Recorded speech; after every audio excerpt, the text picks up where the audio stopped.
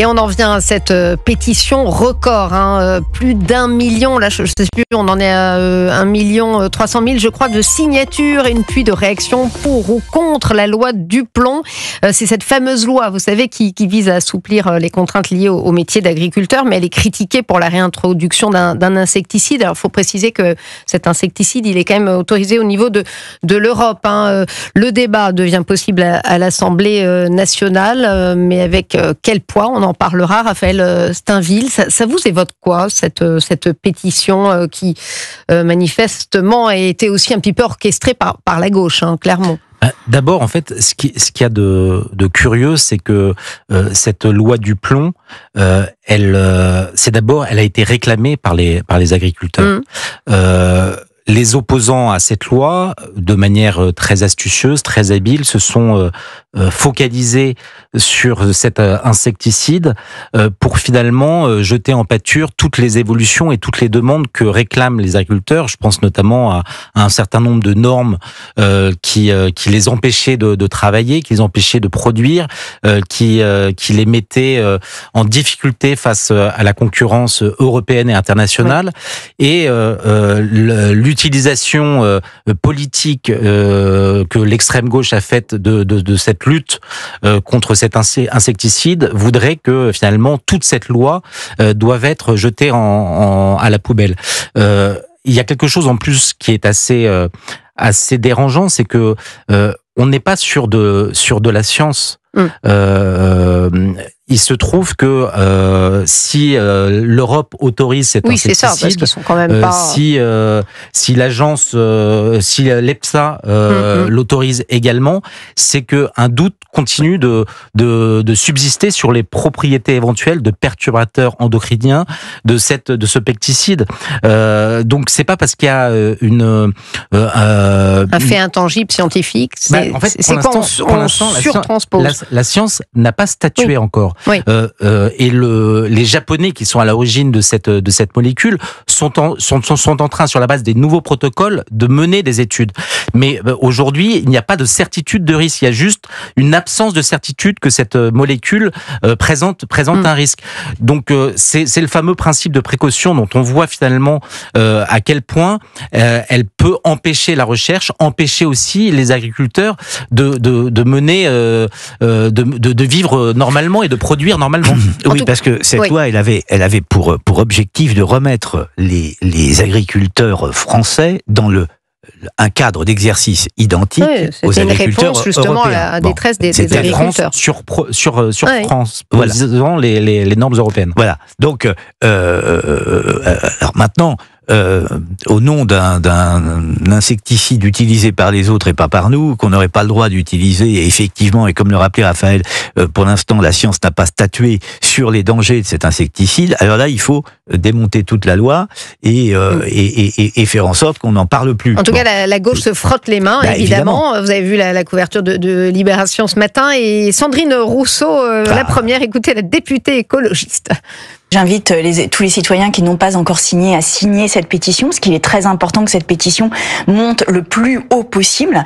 Et non, je suis pas surprise, parce qu'en fait, il y a une différence entre l'opinion publique, entre ce que ressentent les gens, entre ce que veulent les gens, et un entre-soi politique et de la FNSEA qui n'est pas du tout en accord avec ce que désirent les personnes. Et donc, le succès de cette pétition ne m'étonne pas, mais en plus, je pense qu'elle n'est qu'au début. Moi, je vous dis, c'est le début d'une lutte qui ne fait que commencer, et le camp du NFP, la partie du NFP de l'hémicycle, du nouveau Front Populaire, ne lâchera pas ce combat. Sandrine Rousseau qui dénonce un quant à soi. Oui, elle se pétait du revenu des agriculteurs, c'était son expression. Moi, je crois qu'elle se pète. Elle a persisté et signé. Oui, mais je crois qu'elle se pète tout à fait des agriculteurs et pas simplement de leurs revenus. Non, mais enfin, franchement, c'est accorder beaucoup de crédit à cette dame. Penser éliminer cette loi au motif qu'il y a cet insecticide est totalement absurde. Et je trouve que là, d'une certaine manière, d'ailleurs, la gauche, en se comportant ainsi, joue contre son camp. Je dirais, elle n'a, à mon sens, rien à y gagner. Raphaël Steinville, rapidement, je voudrais vous faire justement écouter Yaël Braun-Pivet sur ce sujet. Elle joue contre son camp, elle joue contre les agriculteurs et elle joue contre les Français. Parce Absolument. que si cette loi n'était pas adoptée ou mise en application, que se passerait-il? Les agriculteurs français vont crever, comme ils le disent, et donc on ira importer toujours davantage des produits qui sont de moins bonne qualité que ceux que produit notre agriculture française. Donc, je pense qu'il y a un intérêt à défendre absolument notre agriculture française qui est d'une immense qualité. En tout cas, on n'en est pas là. C'est ce qu'explique justement Yaël Braun-Pivet, présidente de l'Assemblée nationale, sur cette pétition. Elle nous explique qu'en gros, ça risque de ne pas donner grand-chose. Écoutez-la. Ce qui est sûr, c'est qu'il faut entendre ce que nous disent les Français. Il y aura un débat à l'Assemblée autour de cette pétition, mais ce débat ne remettra pas en cause, ne peut pas remettre en cause le texte qui vient d'être voté à l'Assemblée nationale et au Sénat. Oui, Yaël Braun-Pivet sur le Tour de France, c'est pour ça qu'on entend du bruit autour. Là, au-delà de cette loi du plomb, messieurs, c'est vrai que ça pose aussi une question de démocratie directe. Ça, c'est un tout autre sujet.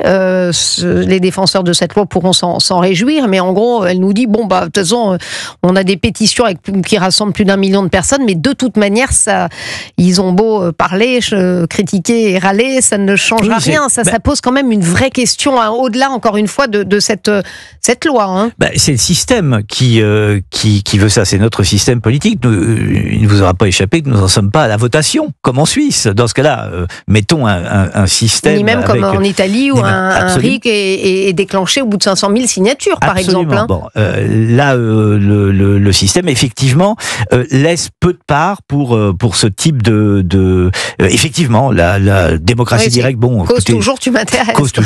Oui, bien sûr.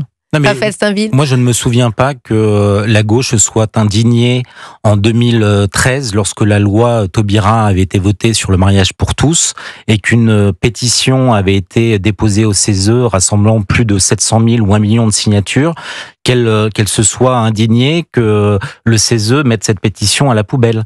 Donc aujourd'hui, effectivement, puisque on n'a pas adopté le RIP, faisant que dès lors qu'une pétition est d'importance, cela ouvre finalement un droit à un référendum. Ça devrait, selon vous, parce que en plus Emmanuel Macron nous a promis des référendums. Vous vous souvenez? Ce qui est vrai, c'est que tout a été fait pour rendre impossible l'expression d'une démocratie plus directe si les Français étaient en nombre pour se manifester sur un sujet. Tout a été fait, on a mis un certain nombre de garde-fous, on a compliqué les choses. Donc voilà, pour l'instant, c'est bloqué d'un point de vue institutionnel. Ça montre aussi que les élites se méfient un petit peu du peuple. On se souvient c'était il y a longtemps, en 2005. Se méfie carrément du peuple. Écoutez, qui nous a dit en début d'année, si je ne m'abuse, qu'on allait redonner la parole au peuple et qu'il allait y avoir c'est ce que je vous dis, Emmanuel Macron. C'est pas Monsieur Macron. On attend toujours. C'est pas Monsieur Macron. Un mensonge de plus.